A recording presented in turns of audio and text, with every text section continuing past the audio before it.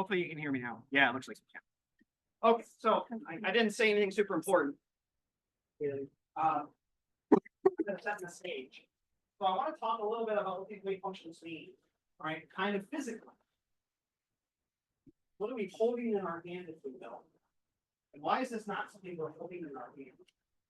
Okay.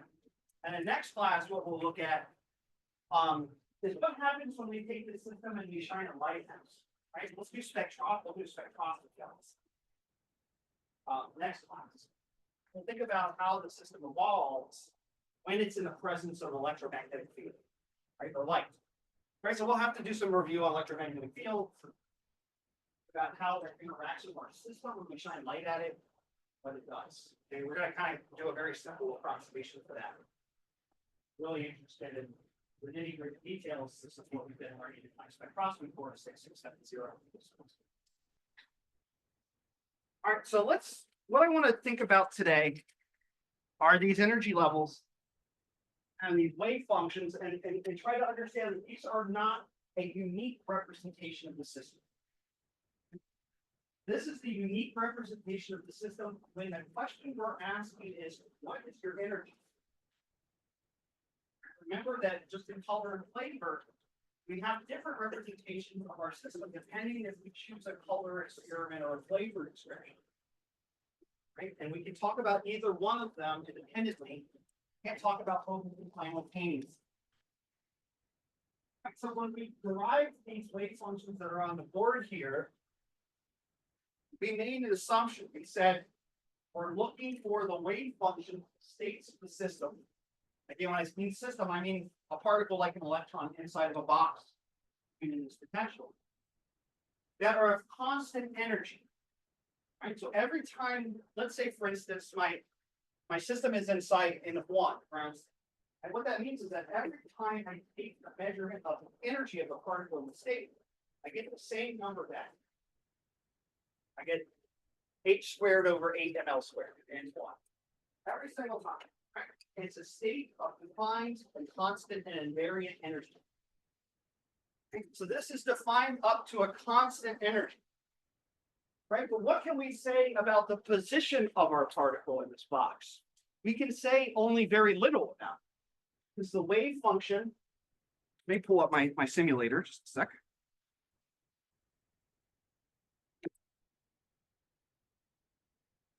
Let's just remind ourselves again what these wave functions look like. And I'll just let the computer do it for us because I think it's prettier than if I were to draw it.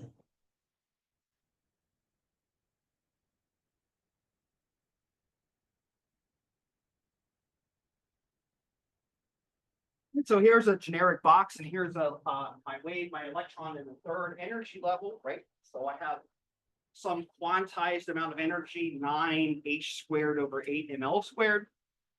Right here. And what do I see about the position? This is psi squared, right? This is the probability density. What this means, again, just remind yourself what square of the wave function is telling you. It's telling you that if you make a bunch of measurements of the position of the electron or the particle in the box, take a million of them, this is the distribution of the results. Right? What it says is that there's 3 particular points that are maximum, which means that there's equal probability, if you will, that the box is exploring kind of these 3 kind of regions equal. But be on the left side, be the center, and be on the right. If you notice, the box ends at roughly 0.5 and minus 0.5, right? It goes to 0 at the edges of the box, right? So this system kind of explores the middle of the box, the middle third of it. But there are regions where it isn't. Right? The places where psi squared is 0, all the nodes, 2 nodes, those are spots in the middle of the box where the particle is. Right? So all we can say about the position of the particle, size and shape, if you will, in this energy is nothing at all. We can just say that it's somewhere localized in the box up to this wave function square. Like it's somewhere, it could be any of these positions where there's a positive probability. Okay. So what we can say about the shape of the electron is nothing at all in this energy. Right? It's delocalized across the box, like a wave. And again, what do we see as the energy goes down, right? We see that the electron at lower energy is in some sense more localized in the center of the box. But the width of the wave function, right, it goes at the edges of the box. So this, in some sense, the electron is even more delocalized here. Because it can kind of be anywhere in the box and it doesn't really have any preference. It just kind of generally it's going to be around the center. You can think of that whether that's localized more or not. I don't know. I guess it is. But as I go up in energy, right, what happens is that the system, as it has more energy, it has more kinetic energy, it explores more of the box. It sits on the edges more often than it does in the center, more so than it did before. And we start to see amplitude on the edges as well.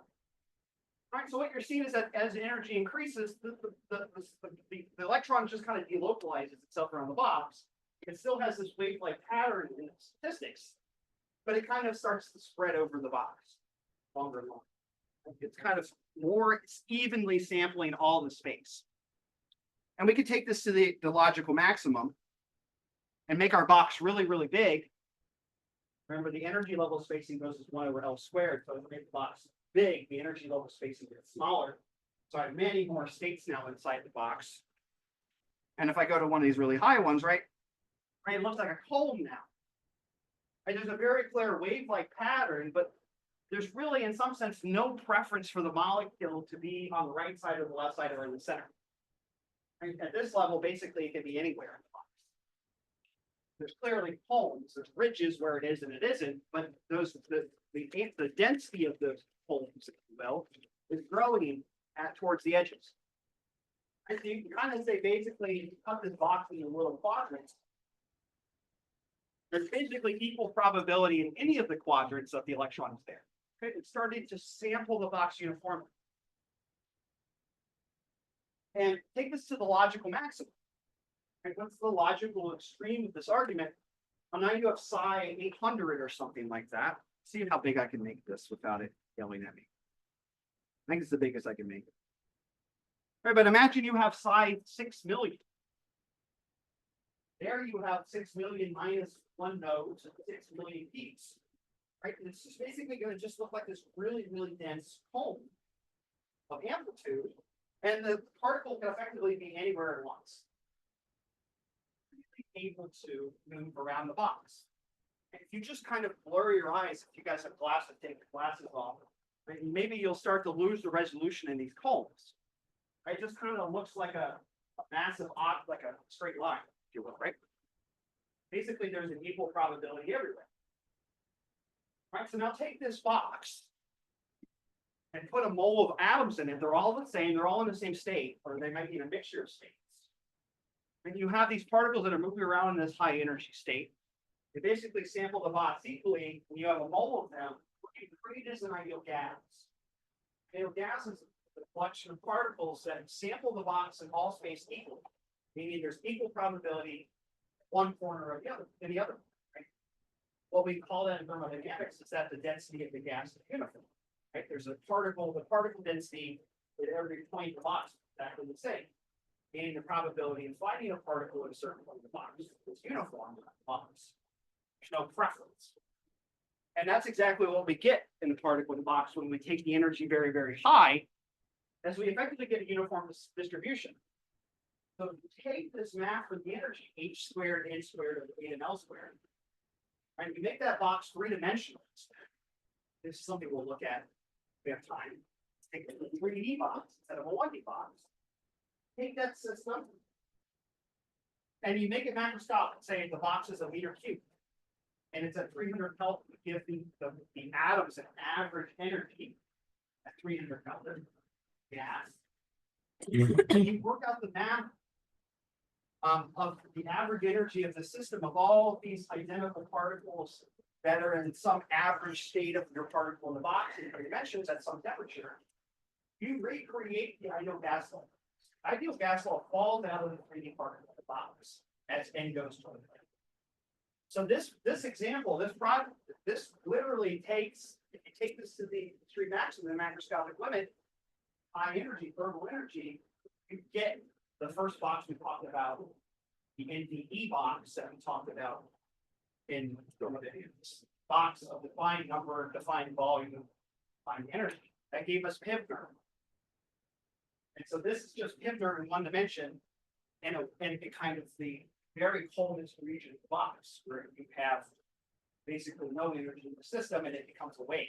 Right? So the transition from wave behavior that you see here to ideal gas behavior is smooth and continuous. As the energy of the particle increases, as the box gets bigger, as the average energy increases, the box gets bigger, more heat in the box. These particles in the box slowly become in transition into the classical regime where you just have an ideal gas. So the particle in the box is just an ideal gas, it's just one particle, and it's got no energy at all. Homework 2 walks you through this, right? This transition between classical and quantum mechanics. Paul Dirac called this the correspondence principle. He says that every quantum mechanical problem has a classical correspondence, meaning that there's a problem in classical physics that a problem in quantum mechanics naturally transitions into when you let the system become macroscopically large. Right? So a macroscopically large particle in the box with macroscopic energy doesn't give energy. That's a little bit of chemistry there, right? We're looking at an ideal gas at its very, very minimum. One molecule, if you will, no microscopic. Right, but the most important thing is I don't really know, the particle doesn't have a defined shape in the box, right? The particle has a defined motion in the box and a defined frequency that I can measure, that's the energy, but doesn't really have a shape. It just fills the box. It's not like a little ball that's moving back and forth, right? That I can track. It's not like that at all. It's totally randomized. However, that doesn't mean that I can't hold an electron in my hand and say, hey, the electron is right here. Imagine that instead I have, because electrons, you can represent them or as a bullet, as a particle. Right? So imagine that I have a cup in my hand, or between my two fingers here, I have an atom. I know it's between my hands. So I grabbed it out of the bowl. And now let's think, hey, what happens now if I have this particle that's localized? I'm holding it. I know it has, I don't know exactly where it is between my fingers, but I know it's in there. What happens if I take this particle of defined size and I drop it in this box? Right? That's different than this. These are particles that have no defined position. Right? This is a state that has no defined position, localized, but it has defined energy. Right? So now I'm asking a different question. What about a particle that has defined position? Right, so I have a really nice simulation for this. Okay.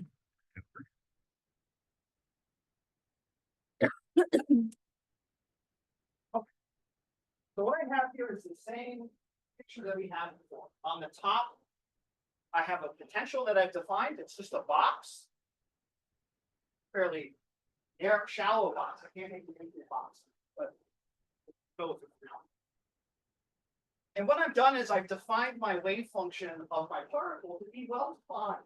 I have some width, right? I have some uncertainty about the size of my particle. But I know that, hey, when I drop it in, it's roughly at 1.5 millimeters or nanometers right here. I drop it in, and I know that's to some precision, some measurement. So here what I have now is a wave function that represents a particle of fairly defined position. Right? It's not a sine wave. Right? There's no way you can write a sine wave that looks like this. Well, I've got this thing that has defined position. This is like a bell curve. That's what this is, right? It's a normal distribution that says, hey, I've made a measurement of where my particle is. It has some uncertainty, which is the width of this distribution. But I know fairly certain that it's localized at that average, that mean position. All right, so this is not a sine wave. This is a bell curve. We'll think about what the functional form of this looks like, but you can think of this as a little Gaussian, a little bell curve. Right, so what happens when I drop this in the box? Well, I've defined the position of it, but I don't know, I have to give it some energy. Right? Imagine I'm throwing it like LeBron's throwing it in the box, right? He's got these little atoms and he's, doing a, or, that's not very good at your function. That's fun, throwing them in the trash can over there, which is my box, right? So he's got these little atoms in here and he's throwing them with some initial kinetic energy into the box. Right. And what I want to ask is when it gets into the box, it gets trapped in the box at some energy. How does the particle move inside the box? How does it evolve? Another sense is if I watch psi squared, this is psi squared, the probability density, how does the probability density of the particle change as a function of time once the particle is trapped inside the box? Right, so what I've done is I've set this arrow right here sets the energy of the initial energy of the particle. So what I said is that this defines throwing it in with some fairly low energy. Right, so when the particle gets trapped, it's just barely above the energy of the bottom of the potential. Right, so this is as low of energy as possible, sitting at low energy at a low initial state. Right, so I've got this particle here. Now I'm going to turn on the time evolution. And we're going to watch this thing bounce back and forth, right? It's going to be moving on a line, and the initial trajectory is actually this direction. Right? The particle is going to basically, it's moving on a line. It can't do anything other than move back and forth. So we know it's going to have some initial, because it has some energy, it has some momentum. Right? So it's going to move in this direction. It's going to hit that wall. And then the question is, what's going to happen to it? It's going to reflect. Let's watch that.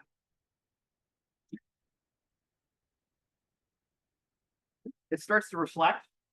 And then what do we see? Well, the distribution, the wave splits out. And as you can see, this thing starts to oscillate back and forth between the walls, but it doesn't look like a clean reflection. Right? It doesn't look like this little, let me start it over again. Right? What you might think is that this particle, which is localized like this thing just kind of moves like this and then moves like this back and forth.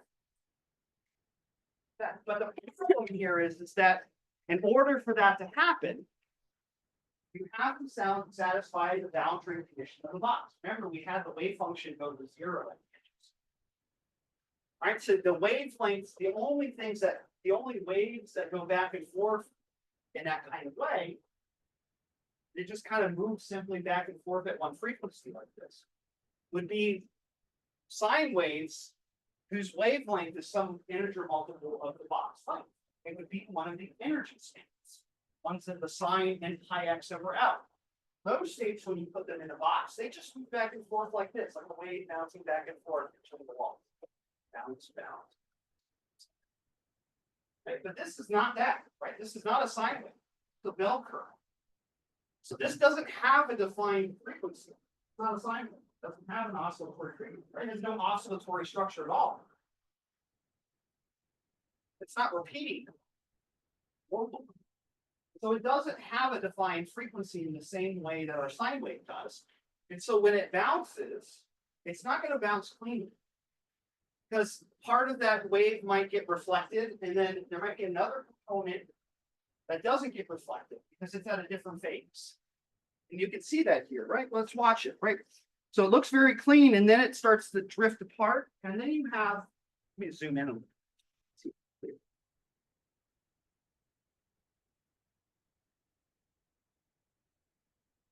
Start it over again. It starts to oscillate, right? You can see again, it's bouncing, that there are waves bouncing back and forth between the walls, but this is not a wave of constant frequency. Right? If there were a wave of constant frequency with all the periods, right? The periods or the wavelengths between each of the peaks would be constant, and it would be nice and well behaved. Right? But this looks like multiple waves that are combined together, bouncing back and forth. What I've put here is actually the actual wave function. And remember, the wave function has a real and imaginary component. So longitudinal and a transverse component. The blue is the transverse and the longitudinal is red. Right, what do you see here? Well, you see that they are oscillating, and right, they're oscillating in time up and down, but the imaginary part and the real part don't have the same phase. Right, one's moving in one direction and one's moving in the other direction. Right, so when you take the magnitude of that, which is this, I squared, take the magnitude of that wave, you have a superposition of two waves that are out of phase with each other. And if you look at these two waves, they're very clearly not of one frequency. Right? Because if it were one frequency, it would just be a nice clean sine wave, right? These have multiple frequency components. All right, so these waves that represent this particle that's originally localized is actually a convolution of many different waves of different frequencies. And the waves on the real axis, the longitudinal axis, have a different phase than the ones that the transverse axis do. They're all kind of randomized. So when this bounces, the magnitude bounces back and forth in time, you have this differentiating kind of non-predictable, somewhat chaotic oscillation of your real and imaginary components. Because what these are a combination of many, many sine waves. There's a lot of sine waves in here. It's not just one frequency, but many. And so let's think a little bit about how this may evolve depending on how I change my particle size or the box size.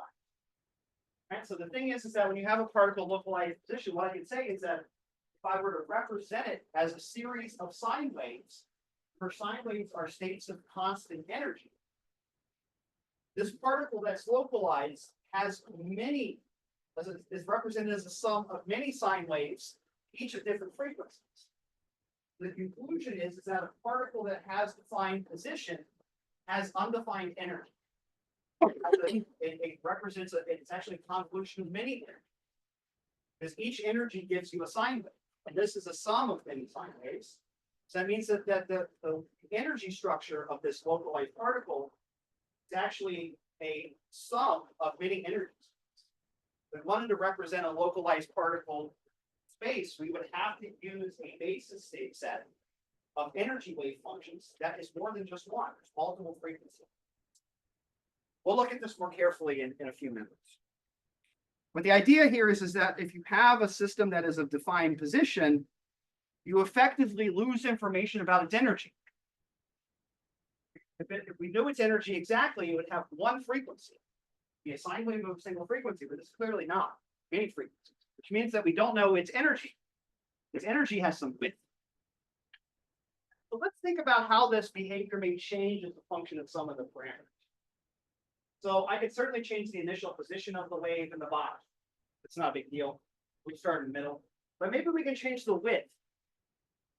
Right? Maybe what I can do is say, hey, maybe I know this particle even better. Right? What happens if instead my knowledge of the particle is very, very sharp? It's exactly right here. Let's see what happens to the wave if I do that. And as you can see, the wave, so when the position space is very narrow, you have a very high, well, this one just blew apart. It's kind of amazing. Let me make it smaller. Start over again, right?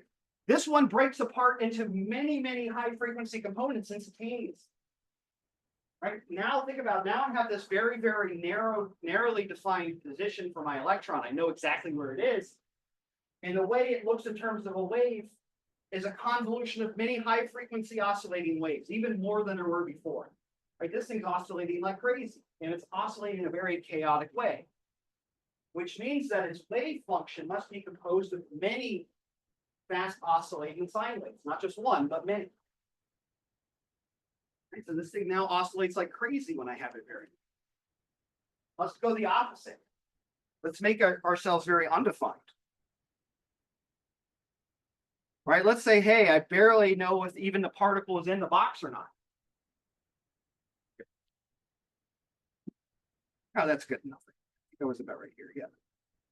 So like here, right? Like I don't even know when I throw it into the box if Stefan's even got it into the box. Right? There's some probability it might get it. So now here I have a particle that has very poor knowledge of its position. I've delocalized it. Right? I don't really know where it is. I have very little knowledge of its position initially. Let's evolve that the same way. What do we see? Well, again, it still oscillates, but look at the sinusoidal structure of the wave function. It looks like a single frequency. Right? So what I see is this. If your knowledge of the position of your electron initially is very, very poor, the evolution of that particle in the box is relatively well matched by a wave function of one frequency.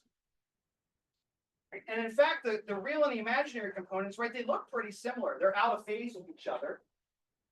But you can kind of see the dip on this one is the peak on that one, right? They seem to oscillate with roughly the same frequency. And it seems to be really there's only one or two frequency components. Okay, so what happens is that, so the conclusion is, let's just go back to the other example just to compare one time. Very narrow. Right? You have large knowledge of your position, and you have very poor knowledge of the energy structure of your particle, right? Which are the sine waves. And you have many, many different oscillating components in here. And then when you have very, very poor knowledge of your particle's position, meaning it's delocalized across the box,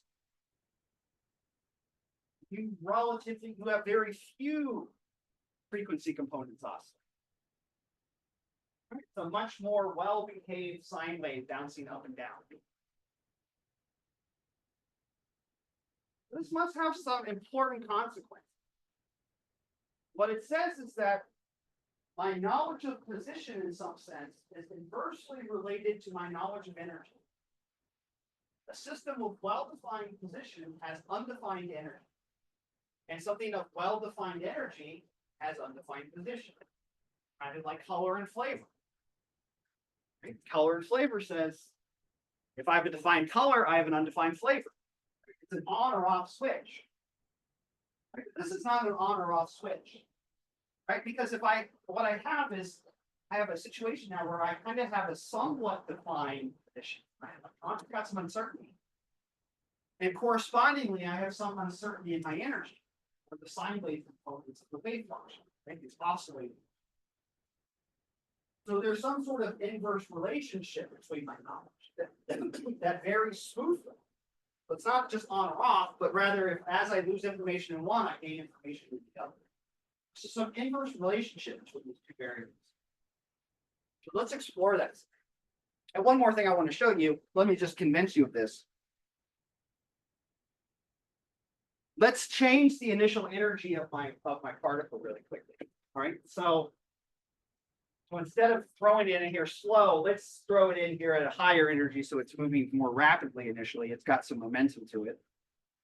And let's just see what happens, right? So here I have a poorly defined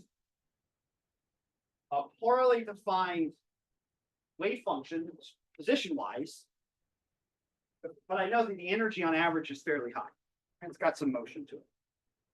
And what do we see? Well, the wave function oscillates more rapidly.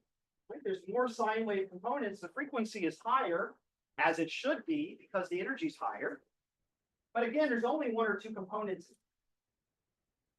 Right? It still kind of looks like there's effectively one or two energy components adding together in this. Right? It's just a higher frequency wave. Right? So that means that should make sense, right? So I have the idea is that if I have a poorly defined set of positions, poorly defined position space, I have well-defined an energy, which means that the wave function can be largely represented by a wave of one frequency. But that frequency is going to be dependent on the energy. So here I have a high energy particle that's poorly defined structurally. And so therefore it's largely defined by one type frequency time. So the frequency determines the energy still. But instead of having one energy, it has a distribution of it. We'll explore that in a second. Let's just double check what happens when we take the particle and localize it at high energy. What we should get is a rapidly oscillating set of many sine waves. We're going to lose our information about energy, but the energy is higher, so they should rapidly oscillate. But it should look much uglier. Right? And you can see that here. The oscillation of the sine and the cosine is much more complicated here. There's more peaks. Right? And that's because the system, because it's more localized, is now represented by a larger number of sine waves. It's not really the imaginary and the real components are kind of drifting relative to each other. They're not kind of in phase with each other anymore, but they're kind of drifting back and forth. And that's indicative of there being multiple sine waves. Different phases. All right, so I don't really have anything else to show you here. We can make the box bigger, but that doesn't really change anything. So let's kind of walk this down mathematically, what we see.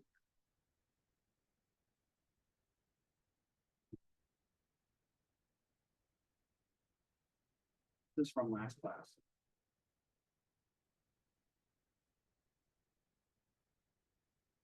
Okay, so we start with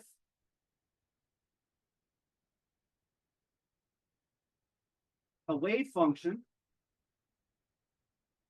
that is centered at some initial position x0, and it's a function of x minus x naught. And what I'm going to do is I'm going to assume that it's a bell curve. Okay, just like we're measuring the average size of the particle, we get a mean, but we have some uncertainty, which is standard distributed, normally distributed. We get a bell curve. The bell curve is an exponential function.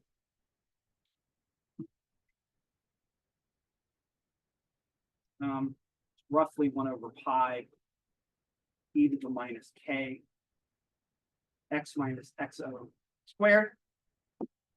Right now, I'll plot this for you. So that's a particle that's localized initially at x0. And it looks like just a Gaussian function or a normal function. Gaussian function is the side of x naught. All right, and it's got some width. And just in our simple representation, the width is on the order of square root of k, 1 over the square root of k. The bigger k is, the more narrow it is. Some uncertainty.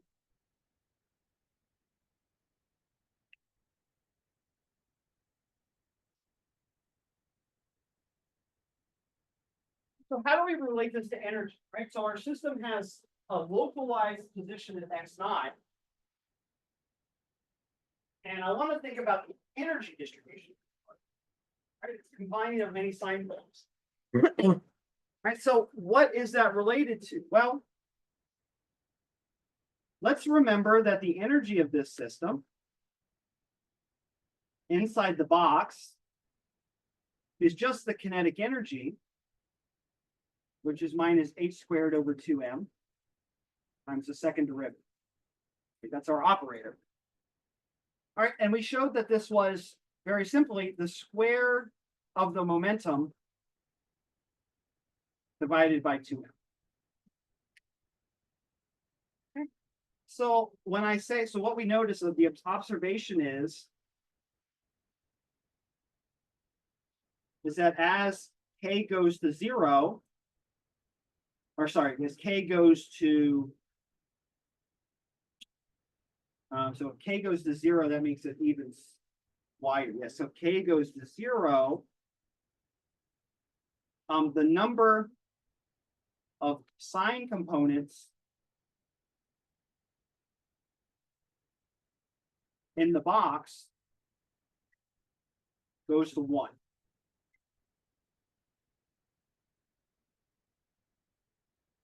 Okay, so as the particle, our knowledge of the particle gets worse and worse and worse, k goes to 0, this gets bigger and bigger and bigger.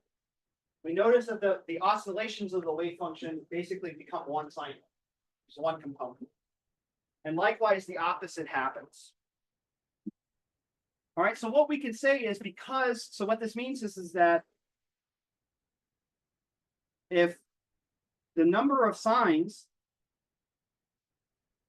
is equal to 1, this means that our uncertainty in the energy, this is our uncertainty in the energy,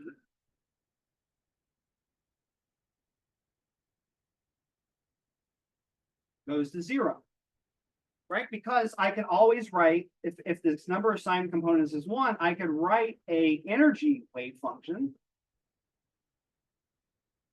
that looks like a sine wave.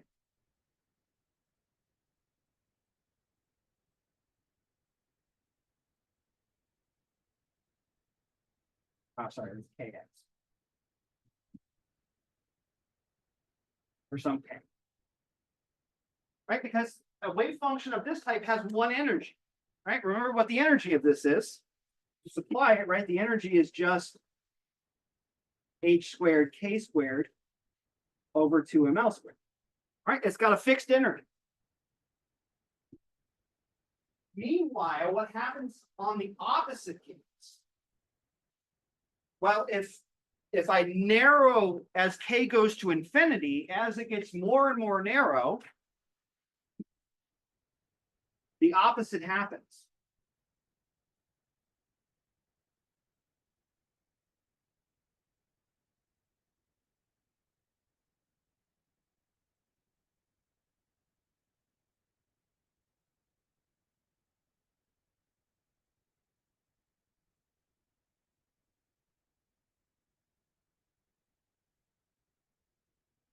Okay? So if I go in there and I count, I pick up a particle of some width, and I go in there and count the number of sign components there are ways to do that.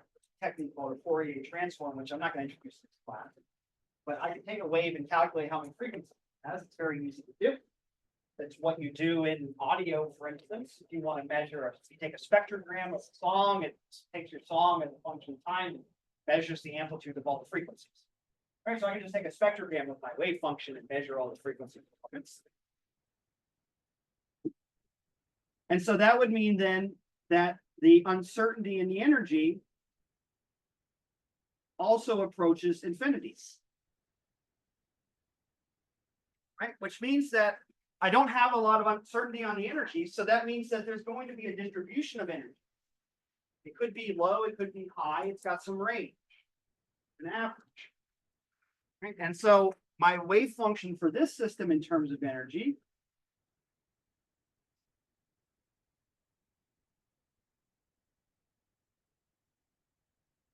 is now going to be a sum over many components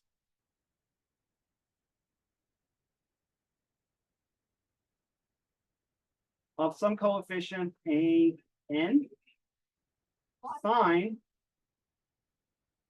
n pi x over L.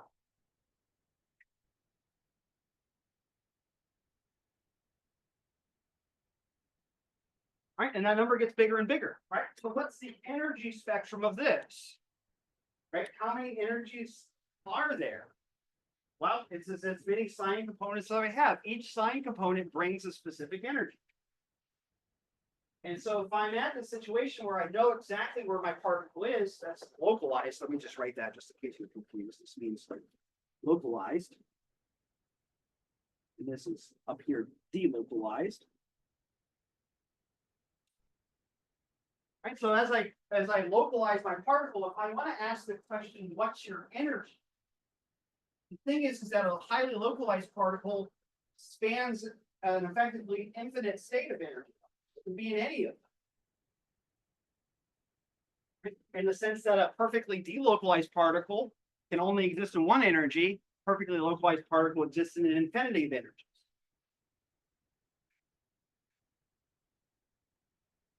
Each one of these has their own energy.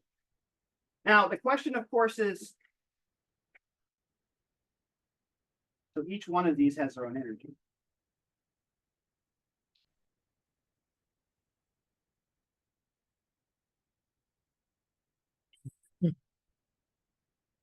Right, of course, the question is it really over all of the, if you have a particle that's basically localized, but it has some width, some uncertainty, is it really in all the possible energies? No, it's in some distribution of energies. So not all of these A's are going to be a large number. Right, so we'd have to think about how to calculate this, right? If we have a wave function that looks like a bell curve, which energies are the ones that best fit?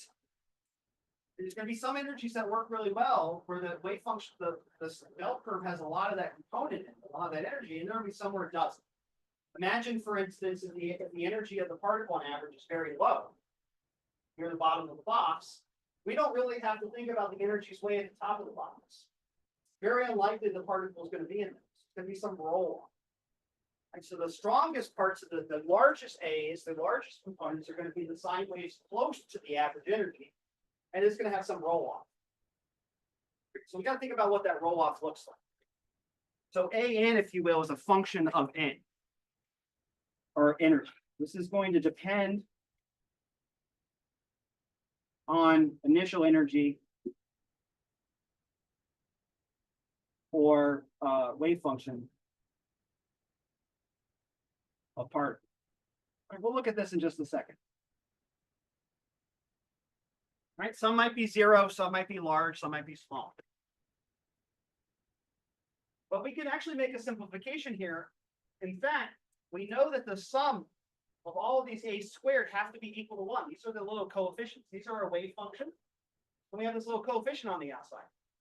Right? The sum of all the little coefficients, all the little components of your wave function, the total probability has to be 1. So we have some limit here that this whole, all the a's of n summed over have to be equal to 1. Right? So that kind of helps us a little bit. What that means is as one component gets more probable, it more represents a certain energy, and the other ones represent less. It's just kind of a trade-off. So now we have to think about what that looks like. What does A sub n look like? So let's think about it like this.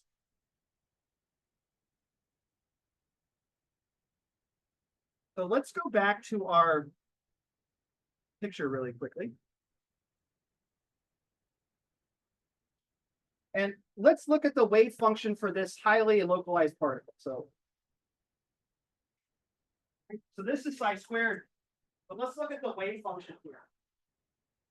All right, so psi squared looks like, let me just kind of draw this. Let's first look at psi squared, right, initially. We have this box.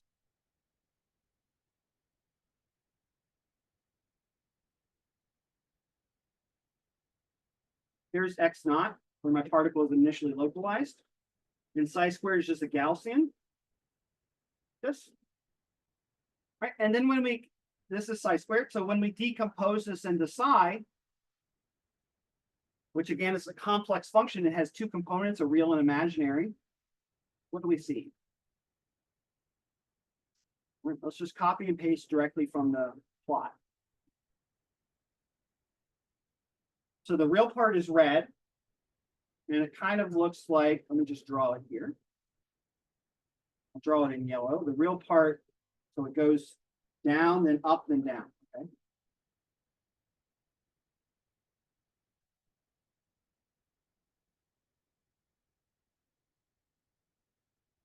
All right, so there's the real part. And the imaginary part looks the same, but it's just a little shifted. And then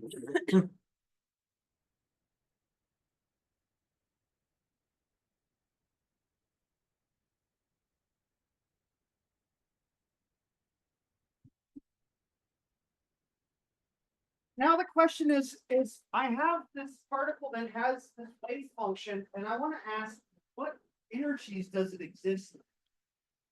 And how would I know if this is largely in the ground state or the second excited state? What is the average energy character of this particle? This defined position. So how would I calculate that? Well, what I want to do is I want to compare my wave function to the wave function of the state that I want to compare it to. And imagine that I have this, right? I have this vector psi that's pointed in some direction, and I want to know how similar it is to another vector. Let's say I have another vector pointing in this space, which is the vector for the ground state energy level, sine pi x over L. And this vector in the space as well. And I want to calculate how similar, how much character does this function have that it shares with psi 1. Ground state energy function. Right, so how would I do that? Well, I just take the dot product. I take the dot product of the two vectors, and they're perpendicular, meaning that this wave function has no character related to the ground state energy wave function, sine pi x over L. I get a 0 because they're perpendicular, meaning there's no relationship, meaning there's no ground state character to this system.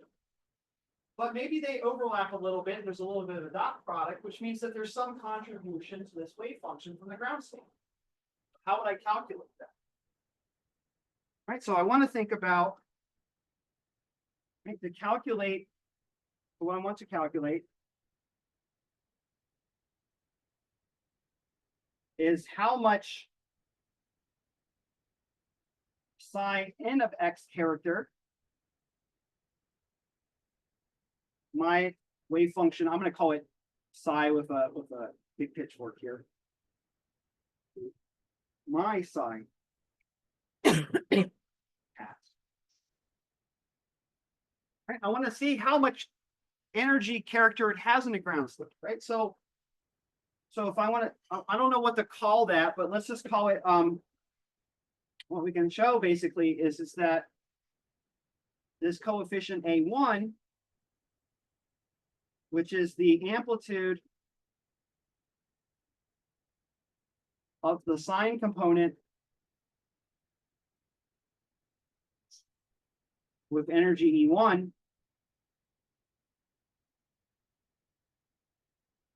is going to be equal to the integral over my box of the wave function for that ground state energy, psi1 of x, times the wave function of my electron, psi, big psi of x. All right. Remember, this is the same with vectors. We have vectors instead of functions. This is the same as taking the dot product of the vector represented of the ground state energy level dotted with the wave function of our particle, right? This is kind of like the same idea as asking, hey, well, how much light does your particle have? White black electron. The way you would measure that is by taking a white electron 0, 1 or 1, 0 and dotting it with your vector for your state. And it'll tell you how much character you have of white. If it's 40% white, 100% white, 0% white, dot product does that. And in functions, all you're doing is integrating.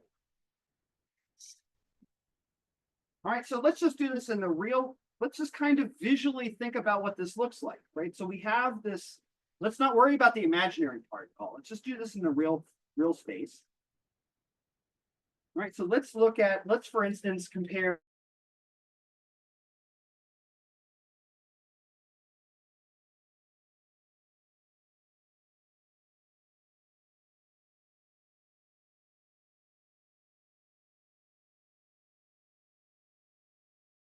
plot it again. Here's our function. So wave function goes up and then down and then up again, then down and then up again like this. Right? And I want to integrate it times the function I want to compare it to. This is my psi. I have a little legend here. And then the wave function, which the box goes from here to here. The wave function for psi pi x over L looks like this.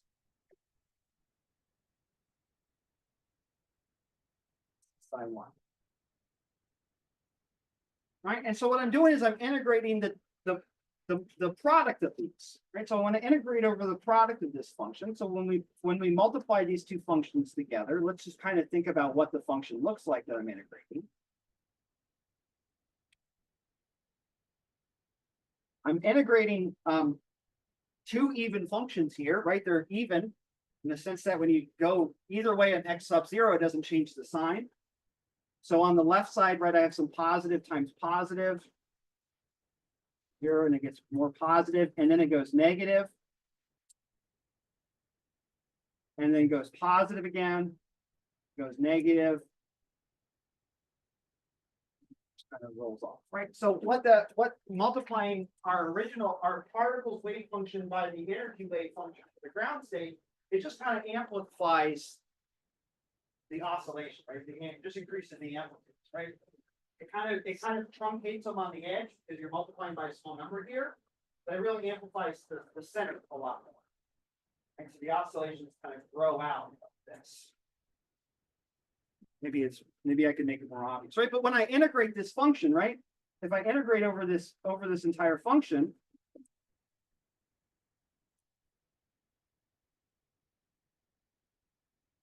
integrate over this function, that integral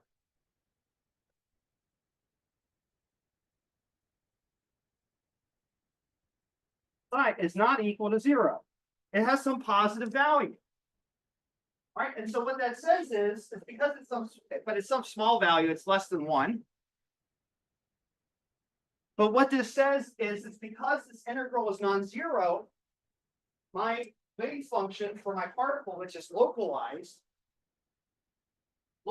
has some ground state character to it.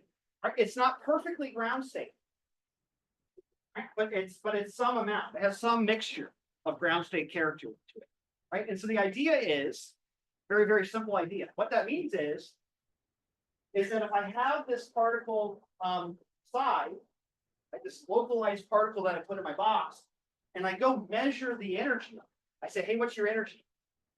What it'll say is that I have some probability of measuring it in a ground state, right? But it's not always in a ground state. Sometimes I'll measure it and it'll be in a different state. Because if it were only in a ground state, this would be equal to 1. And if it were equal to 1, then that would mean that my energy eigenstate, sine pi over x over L, is the same as my wave function. Which is not the case here. They're different. Right? So that means that my wave function has some energy, ground state energy character to it, but not 100%. It's actually in a distribution of energy, superposition of energy. So every time you measure it, you may measure a different energy. Right, so let's just look at a different function just to show how this kind of eventually kind of leads to an obvious answer that you're not going to get this a non-zero everywhere. But imagine now I want to dot this function.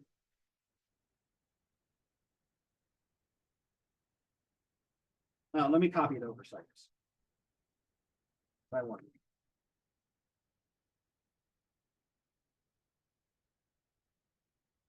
And what if I want to think about, well, how much character does it have versus some really high energy level? Instead of psi 1, I pick psi 100. And it's going to be 100 in here. Let me do this up. It's going to be 100 pi x over L. Okay, and what would that wave function be like? Well, it's a highly oscillatory function that I'm not going to even attempt to draw, but it kind of looks like this, right?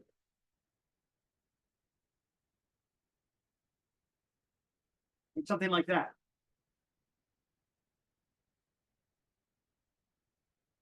All right, so when I multiply these together, well, this function rapidly oscillates. So first of all, it's normalized, right? So the integral of psi is the same as the integral of psi 100. They both have to integrate to 1. So the amplitude of psi 100 is very small. I should actually have overblown it, right? Because it needs to integrate the same amount. So really, it kind of looks like this instead. But the amplitude has to be very small because the integral has fixed value. The area under the curve is always 1. So what I have now is a rapidly oscillating sine function that effectively, on average, is just at 0. Right? Almost every time it's below 0, it's above 0. Right? So when I multiply my function by this,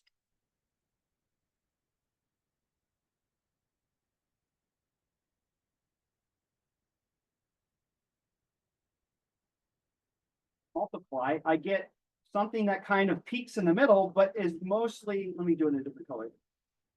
Right? It kind of looks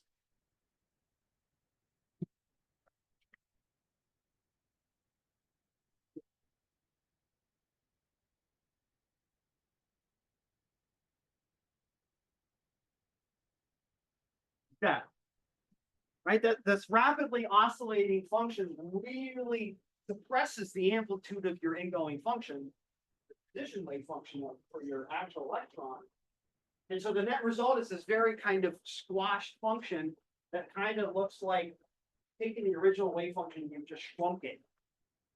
And when you integrate this, right, the integral is basically 0. Right? There's a little bit of area under the curve here, which is canceled out here. There's a little bit here, a little bit here, and a little bit here, meaning that the integral of psi 100 star psi between 0 and L is basically 0. Effectively. Okay, so what this means is that psi our big psi, which is our localized position, has continuous but finite distribution of energies.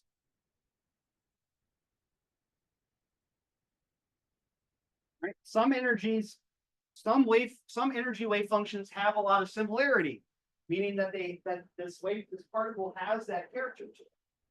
Eventually, there's no overlap. Right? There's just the function the energy wave functions are oscillating so rapidly that you don't get it.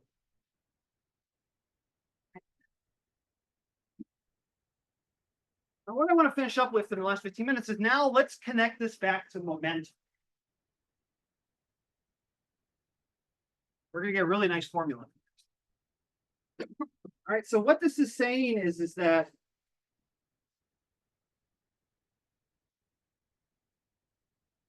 if your wave function, if you have some uncertainty in your position, then you have some uncertainty in your energy, which means that you have some uncertainty in p squared over 2m, which means you have some uncertainty in p squared, which means that you have some uncertainty in the absolute value of the momentum. Right? We can just kind of work our way down, right? So energy is the square of the momentum. Remember, momentum is a vector. It tells you something about the motion in a direction. So what is energy? Well, energy is proportional to the square of this momentum. Like that's kind of the magnitude of the vector. It tells you how much total momentum the system has, but doesn't have a direction. Right? P squared is always positive. So it tells you about the magnitude of your momentum, something about the total energy of the system, but it doesn't tell you anything about the motion or the direction of it. And so that means that, again, we can just naturally say that there's some uncertainty in p squared. And then we just take the square root of both sides, and it means that there must be some uncertainty in the magnitude of the momentum. Remember, the momentum can be in any direction, directionless. So what this means is that now we have some uncertainty in our knowledge of the actual value of the momentum of the particle. Meaning that if we have some uncertainty in delta x, but it's small, we also have some uncertainty in p up to a direction and a phase factor. Okay, because remember, momentum, if position is in this direction, momentum is imaginary, which means the value makes a circle perpendicular to it. The momentum in quantum mechanics has a direction, which is perpendicular to position, but it has a phase factor, so it can be any 360 degrees point of view direction around. So what we can say is that if delta x is finite, delta p is finite up to an arbitrary choice of direction, a phase. And so we can say something about the uncertainty of the velocities, right? Kind of how fast speeds of the particle, which is related to its kinetic energy, right? And this leads to a really, really important formula. And I'm not going to derive it. It does come directly from the laws, but we can relate delta x and delta p directly. It's really a classic relationship that's hard. And this principle is called the Heisenberg uncertainty principle, named after famous Nazi Heisenberg. So when World War II came, Nazi Party took over Germany, all the German physicists had to make a decision. Stay or do we go? Einstein left. Schrodinger left. He went to, well, he's Swiss, so he went to Switzerland. Einstein came to America. Fermi came to America. He was Italian. A bunch of people came to America. Paul Dirac escaped to England. Heisenberg had a choice. Heisenberg's got a Jewish last name, but Heisenberg is very fair skinned and blonde hair and blue eyes. And so he actually is very strongly German. He actually got around it because of his fame. He got away from being persecuted as a Jew. And the trade-off was that he had to become the head of Germany's Manhattan Project. So Heisenberg was Oppenheimer in some ways for Germany. So he was a Nazi Party member and part of the Nazi Party and part of their scientific efforts for the nuclear bomb. He was the quantum mechanicist that stuck with the Nazis, which is really unfortunate because he's one of the most important scientists in history. But he made a bad decision, and it hurt his career and his reputation afterwards. Because a lot of those scientists from the Nazis ended up defecting to America through Operation Paperclip. Werner von Braun would be a really good example. He's literally a rocket scientist. Heisenberg did not. Heisenberg stuck with the Nazi Party line and threw away his career for it. But unfortunately, he's such a successful. We name a lot of things after him. It's the way it goes. All right, and his principle is very simple. You can derive this from almost all the laws we've learned so far. We're not going to derive it, but it's not that hard to do. But he shows that if you have some uncertainty in the position, times the uncertainty in the momentum, and any quantum system, this is always greater than or equal to h bar over 2. All right, so what this means is that as your knowledge about the position goes to 0, your knowledge of the momentum, which is kind of like the knowledge of the square root of energy, well, it's actually 2 in me,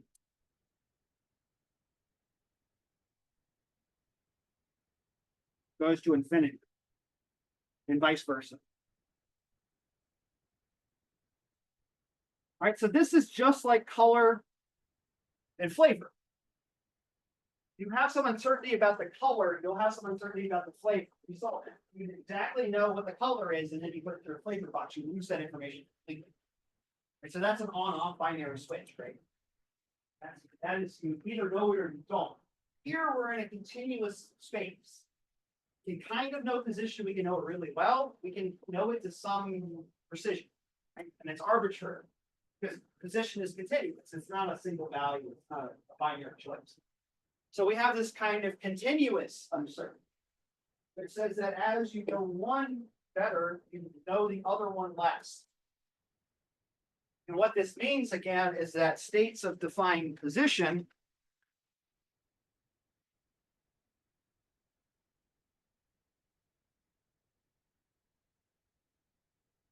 what would that look like? Right? If you had a wave function that was localized at x0, that was 0 everywhere except at x0. Right? Imagine you have this perfectly localized wave function such that the only place where it's equal to 1 is right at x0. Right? It's called what's called a delta function. And we might talk about delta functions eventually, but right, just think of it as, hey, I know exactly it's at this point. What's its energy spectrum look like? What is the energy, the possible energies of the possible momenta? Right. Well, the possible momenta for this, if I were to say instead plot it as a function of p, and there's some initial oscillation p0,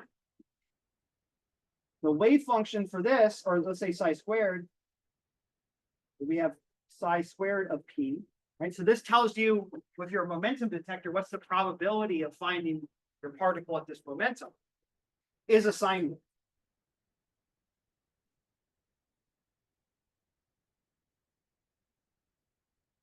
It's completely and utterly delocalized. Right, so it kind of looks like sine or psi of p near p of function of p looks like sine of k pi p over L or something like that. Right? It kind of looks like our wave function for defined energy in undefined position. We flipped it around this time. We have a perfectly defined energy, a perfectly defined position, and a completely undefined momentum. meaning that this particle that's perfectly defined, when we measure it, it could be moving this way, it could be moving that way, it could be not be moving at all, it could be moving in any direction, any speed. Completely have no knowledge about its momentum. Meanwhile, if we have a state of defined energy,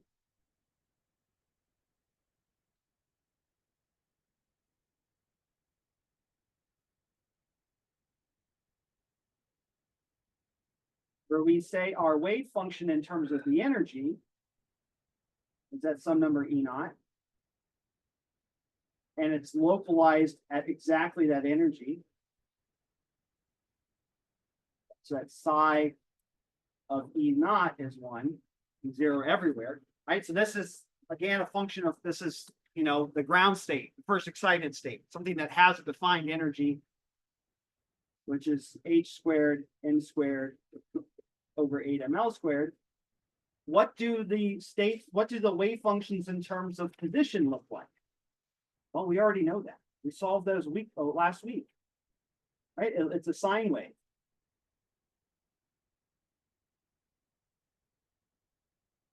Just like we saw before, right? This is psi of x, not of x, is equal to sine n pi x over L, right? For that n. Right? So we've already looked at this. This is exactly the situation we use to solve for the wave functions of our particle in the box. We look for the functions that satisfy the boundaries of the particle that give me a single energy, right? Sine n pi x over L. Find energy, undefined position. If I define the position in the same way I define the energy, I lose my information about momentum or energy. Completely reciprocal. They're reciprocal. We call these conjugate variables. In the sense that if you know one, they're conjugate in the sense that one moves in one direction, the other one moves in the opposite direction. You know one really well, you know the other one really poorly. And so these can be interconverted. Right? This is going to have deep consequences. First of all, it sets a limit for what we can know. Right? We have to make a choice. Are we going to work in a situation where we care about the position of our particle? That would be very useful, for instance, for scattering. Two particles coming together to do a reaction. We certainly want to localize our particle. In that case, we're putting in the bullets and scattering for a reaction. Well, if we do that, right, we've localized our particles, they're coming together. Well, that means we don't know exactly what energies they're in. They're in a distribution of energies. Some might be rotating, might be vibrating. There's going to be some distribution. Meanwhile, if we're doing spectroscopy, we care about states of constant energy, right? Because we're going to tune our light source to some specific frequency that's resonant with two energy levels, right? So we're going to be probing two different states, the ground state and excited state, that both have fixed energy. So what can we say about the position of those particles that we're measuring with the light? Can't say anything about them. They're delocalized across the space. Right? So we can make either choice. Either we're free to, it depends on the context of our project or our problem, but we can't know both at the same time. I can't have a situation that looks like this in position and this in energy. I can't define both at the same time. You can do that for a regular particle. A billiard ball, you know how much energy it has and you know what position it is at all times. You track both of these, no problem. Do it all the time in billiards. It's the whole point of billiards. Imagine doing billiards if you knew where the balls were, but you have no idea what energy you're going to hit them with. That's what this is saying. This is basically a perfectly defined position energy ball, but it's moving all over the place. It's got every momentum possible. Here you've got a ball that's moving at a fixed velocity. You have no idea where it is. This has deep consequences. It's not really immediately clear why this is the way it is and what consequences it has. But when we get to bonds are going to be really important because bonds are going to be a situation where we have some knowledge about the size and shape of that bond. We know the length. And we know that the length is going to be around this median length. So the bond's never going to be like millimeter. Right? It's always going to be about 1 plus or minus some. On a bond, we're going to have this localized information about the bond, and that's going to make the energy, our knowledge about the energy, because we naturally have localized our bond in this small vicinity, and that's going to cause some knowledge lots of knowledge about the energy. And this is going to lead into this idea of 0-point energy, that every particle in a bound state inside of a box always has energy. And there's no zero energy particle inside of a box. It always has energy. And that comes directly from this assumption. The moment that we've localized our particle into a box, we've lost some information about its energy. Okay? And that's going to lead for it to have a non-zero energy at all times. It's always going to have an energy. So there can't be a zero energy state, because the only particle that would have a zero energy state is one that is perfectly localized, and that's impossible, right? It has to be right in the middle of the box, not moving, meaning that you know exactly where it is and has zero energy. It's not moving. But that just contradicts this. We know it's exactly in the middle of the box. We have no knowledge of its energy, right? So a particle that exists stationary in the box with perfectly defined position cannot have perfectly defined energy by this parameter. So a stationary particle right in the middle has completely undefined energy. And therefore, if we want to measure the energy of a particle that's at minimum stationary or equivalent stationary, it's going to have some energy. The energy is uncertain with this relationship. Right, so we'll see this come out, right? This is super important in chemistry. There are kinetic consequences to this uncertainty. There are structural ambiguities that we'll learn because of this uncertainty. Right? A bond, in some ways, is not a fixed length, it has an uncertainty, an inherent uncertainty. You can't know a bond length perfectly by this exact argument.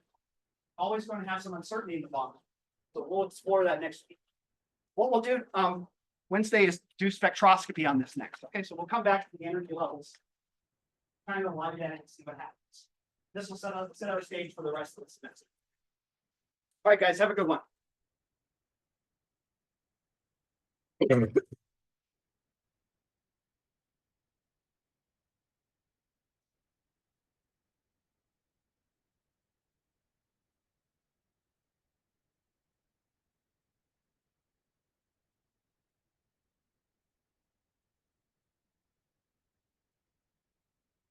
You too, thank you.